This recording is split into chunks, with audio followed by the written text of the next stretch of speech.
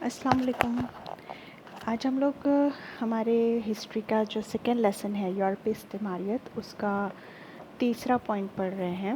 Asia بر اعظم کے بارے میں معلومات حاصل کر رہے ہیں، جہاں پر یورپی طاقتور اقوام نے کمزور علاقوں پر اپنی نوآبادیات بسائی، اپنی کالونیاں بسائیں۔ تو ایشیا بر اعظم نے ہم نے اس کے پہلے کے لیکچر میں میانمار کے بارے میں معلومات حاصل کی تھی، اور اب اس لیکچر میں ہم نیپال، سکم، اس کے بعد بھوٹان اور تبت کے بارے میں معلومات حاصل کریں گے۔ تو سب سے پہلے ہم دیکھیں گے نیپال کے بارے میں۔ ایشیا میں یہ آپ کی اسکرین پر نظر آ رہا ہے ہندوستان کا نقشہ۔ ہندوستان میں آ کر انگریزوں نے اپنی نوآبادیات بسائی تھی۔ انگریز جہاں سے آئے تھے اس جگہ کو انگلینڈ کہا جاتا ہے، جو یورپی طاقتور ملک تھا۔ انگلینڈ کو برٹن بھی کہا جاتا ہے، یونائٹڈ کنگڈم بھی کہا جاتا ہے، اور وہاں کے رہنے والوں کو انگریز کہتے ہیں اردو میں، اور جو انگلش میں انہیں برٹش کہا جاتا ہے یا انگلش پیپل بھی کہا جاتا ہے۔ اب اس کے بعد یہاں پر انگلینڈ کا نقشہ آپ کو نظر آ رہا ہے اسکرین پر۔ یہ ملک ہے جس نے دنیا کے تقریباً تمام علاقوں پر اپنی حکومت قائم کی ہے، اور اسی نے ہندوستان میں بھی آ کر اپنی نوآبادیات بسائی تھی۔ اب اس کے بعد ہم دیکھیں گے نیپال کے بارے میں، کہ نیپال یہ جو ایشیا کا ایک ملک ہے، تو انگریزوں نے جب ہندوستان پر قبضہ کیا تو وہ اپنے پڑوسی ممالک سے بھی رابطہ قائم کرنا چاہ رہے تھے، تاکہ تجارت جو ہے، خام مال کی تجارت اور دیگر تجارت جو ہے وہ مضبوط ہو سکے۔ تو اس لیے انہوں نے نیپال پر بھی اپنی حکومت قائم کرنے کی کوشش کی۔ نیپال کی فی الحال جو راجدھانی ہے اسے کھاٹمنڈو کہا جاتا ہے۔ آپ یہاں پہ ریڈ جو مارک ہے اس میں آپ دیکھ رہے ہیں کھاٹمنڈو۔ اب ہم نیپال کی تاریخ کے بارے میں معلومات حاصل کریں گے۔ نیپال جو ہے وہ ہمالیائی خطے میں ایک چھوٹی سی سلطنت تھی۔ ہندوستان کے شمال مشرق میں ہمالیہ پہاڑوں کا سلسلہ ہے، تو اسی خطے میں نیپال ایک چھوٹی سی ریاست تھی یا سلطنت تھی۔ انگریزوں نے اپنے نمائندے نیپال میں بھیجے، لیکن انگریزوں کو کوئی خاص سازگار جواب نہیں ملا، ان کے حق میں جواب نہیں ملا۔ اس لیے انہوں نے نیپالیوں کے ساتھ میں 2 اینگلو نیپالی جنگیں لڑیں۔ نیپالی فوج جو تھی وہ گورکھا فوج کے نام سے بھی جانی جاتی ہے۔ وہاں کے جو رہنے والے فوجی جو تھے انہیں گورکھا بھی کہا جاتا ہے، تو گورکھا فوج ان کے پاس تھی۔ نیپالیوں کے پاس جو گورکھا فوج تھی وہ تقریباً 10 سے 12,000 فوجیوں پر مشتمل تھی، جبکہ برطانیہ کے پاس 30,000 سے زیادہ فوج تھی۔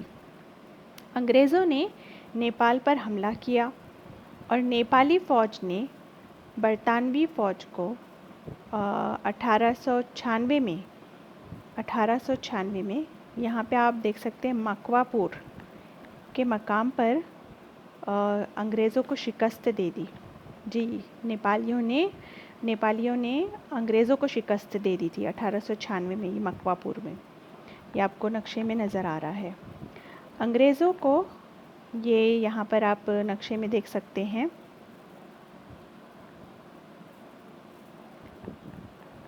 تیرائی، اس کے بعد کومون ڈویژن، یہ جو پورا پرپل ہے کومون ڈویژن، اور یہ گریوال ڈویژن۔ یہاں کے خطوں میں جو یہ علاقے جو تھے انگریزوں کو، یہ سارے علاقے نیپالی حکومت کو دینے پڑے۔ کون کون سے؟ ترائی، کوموان اور گریوال۔ کھٹمنڈو میں ایک برطانوی باشندے کا تقرر کیا گیا، یہاں پر آپ دیکھ سکتے ہیں، یہاں کھٹمنڈو میں یہاں پر برطانوی باشندے کا تقرر کیا گیا۔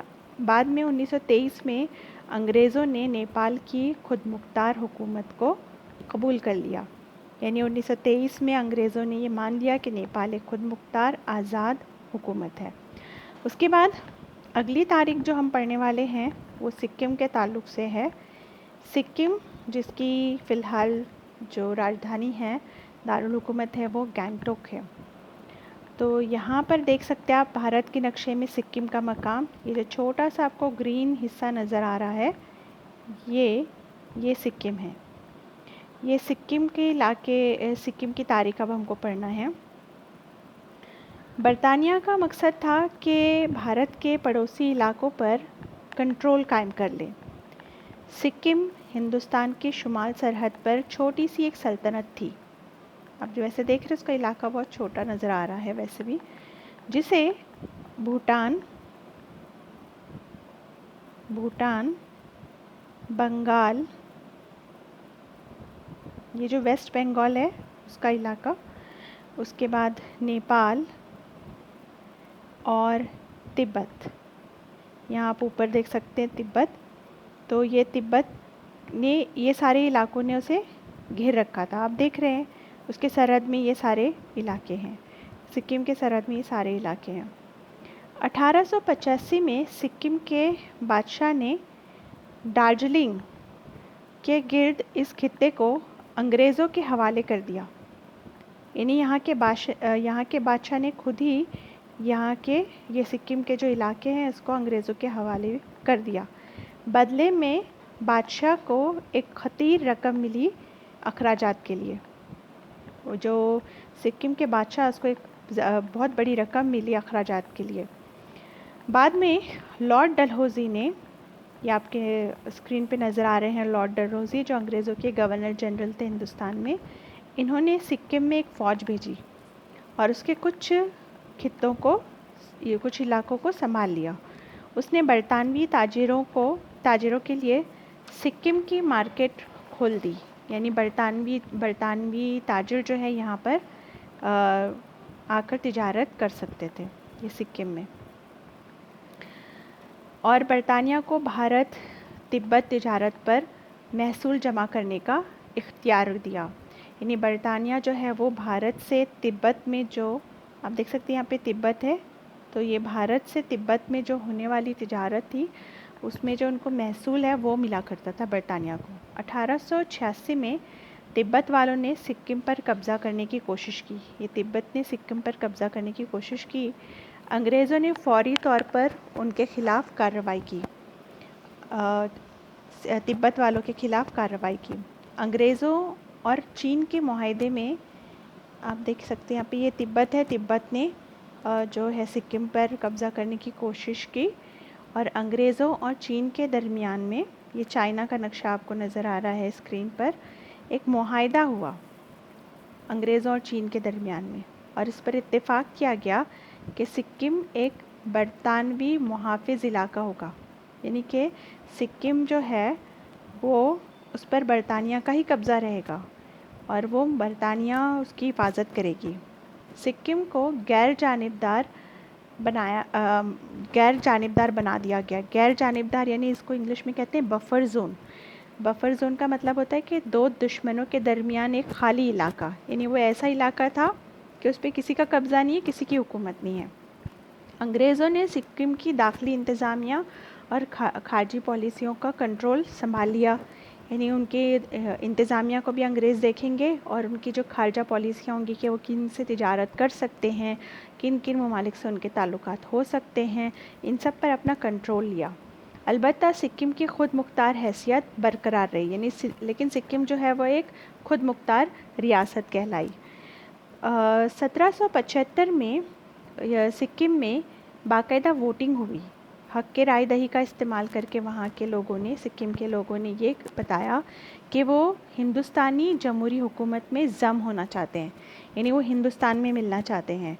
तो इस तरह से हिंदुस्तानी फेडरेशन में सिक्किम एक आइनी रियासत बन गई। बाकायदा वहाँ पर हिंदुस्तान का लॉ है, कॉन्स्टिट्यूशन है, दस्तूर है। इस तरह से ये एक आइनी रियासत हिंदुस्तान में बन गई। उसके बाद हम अगली जो रियासत है, अगली जो हुकूमत है उसके बारे में मालूमात हासिल करेंगे, जिसका नाम है भूटान। ये भी हिंदुस्तान का पड़ोसी मुल्क है।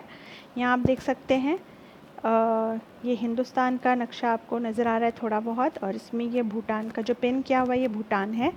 ये भूटान भारत का हमसाया मुल्क है। हमसाया से मुराद है پڑوسی ملک ہے جو اس کے شمالی سرحد کے قریب اور سکم کے مشرق میں واقع ہے، سکم کے بالکل مشرق میں ہے۔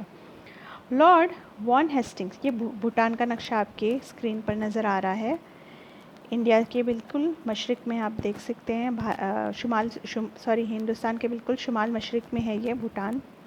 لارڈ وان ہیسٹنگس ہندوستان کے پہلے گورنر جنرل بنے تھے، یہ انگریزوں کی جانب سے ہندوستان کے پہلے گورنر جنرل تھے۔ بھوٹان کی جغرافیائی اور معاشی اہمیت کو انہوں نے تسلیم کیا تھا کہ بھوٹان جو ہے وہ جغرافیائی لحاظ سے اور معاشی لحاظ سے بہت اہم ہے، لہٰذا اس نے ملک کے ساتھ یعنی بھوٹان کے ساتھ دوستانہ تعلقات قائم کرنے کی کوشش کی۔ اس نے انگریزوں کے لیے بنگال سے تبت تک تجارتی راستہ کھولنے میں مدد کی، یعنی انگریز جو ہیں وہ بنگال سے، ہندوستان کے بنگال سے لے کر بھوٹان تبت تک تجارت کر سکتے ہیں، تو اس کے درمیان میں جتنی بھی جگہ جو بھی علاقے آئیں گے وہاں سے یہ راستہ جو ہے وہ کھلا رہے گا۔ 1841 میں ایشلے ایڈن نے بھوٹان کے خلاف جارحانہ موقف اختیار کیا۔ ایشلے ایڈن جو ہے اس نے بھوٹان کے خلاف جنگ کرنے کے بارے میں سوچا۔ بھوٹان اور انگریزوں کے درمیان جنگ ہوئی، جنگ کے ایک معاہدے کے ساتھ اختتام پذیر ہوئی، یعنی کہ جنگ کے آخر میں ایک معاہدہ کیا گیا جس کے تحت بھوٹان کے بادشاہ نے بھوٹان کے فتح شدہ علاقوں کو انگریزوں کے سپرد کر دیا اور بادشاہ کو سالانہ محصول دینے کا وعدہ کیا۔ بعد میں 1910 میں ایک اور معاہدے میں انگریزوں نے بھوٹان کے اندرونی معاملات میں مداخلت نہ کرنے پر اتفاق کیا اور بھوٹان اپنے خارجی امور میں انگریزوں کی رہنمائی پر راضی ہوا، یعنی بھوٹان خارجی امور سے مراد ہوتا ہے کہ کون سے ممالک سے تجارت کرنا ہے، کون سے ممالک سے دوستانہ تعلقات رکھنا ہے، کہاں سے کن ممالک سے جنگ ہوگی، تو یہ سارے فیصلے کے لیے اس نے انگریزوں کی رہنمائی قبول کر لی۔ 1949 میں بھارت اور بھوٹان کے درمیان ایک معاہدے پر دستخط ہوئے جس کے تحت بھارت نے دفاع اور خارجی امور کے معاملات میں بھوٹان کو ایک مشاورتی منصب سونپا۔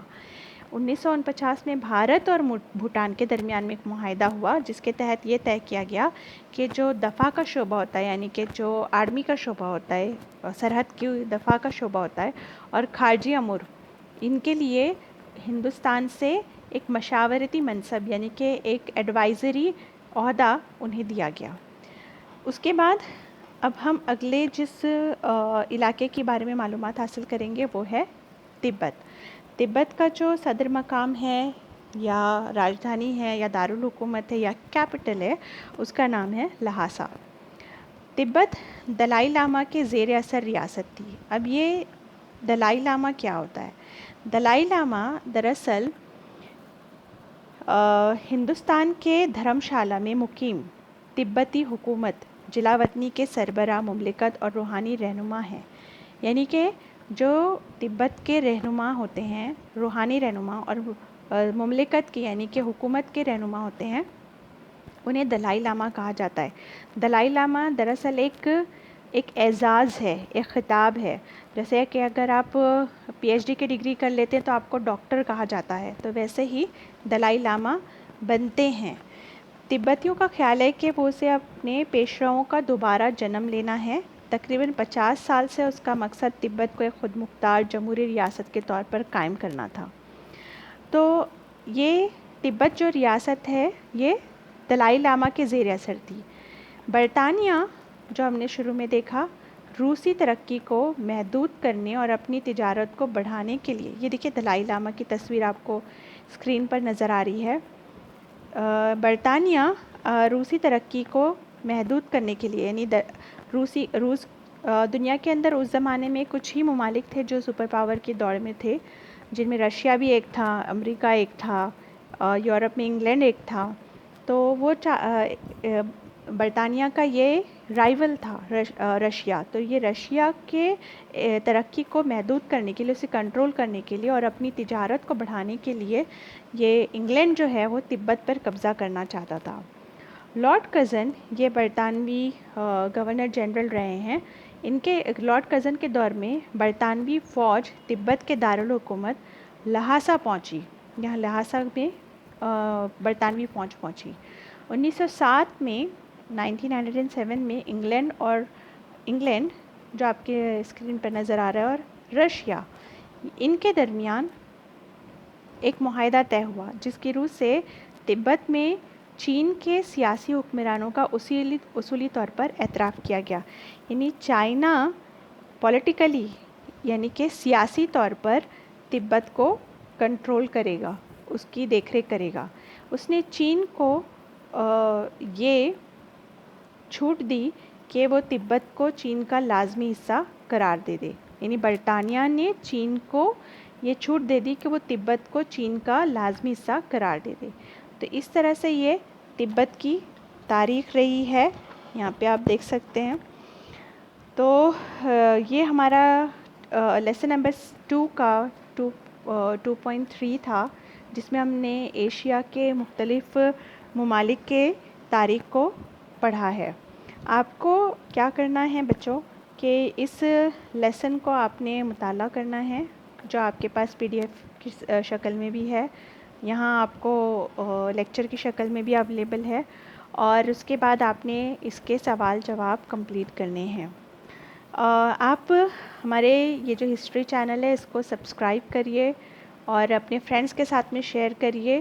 فرینڈس مطلب جو آپ کے کالج کے فرینڈس ہیں، بس انہی کے ساتھ میں شیئر کریے، اور تاکہ آپ کو جو ہے نئے نئے لیکچر اپڈیٹ ہوتے رہیں. Thank you.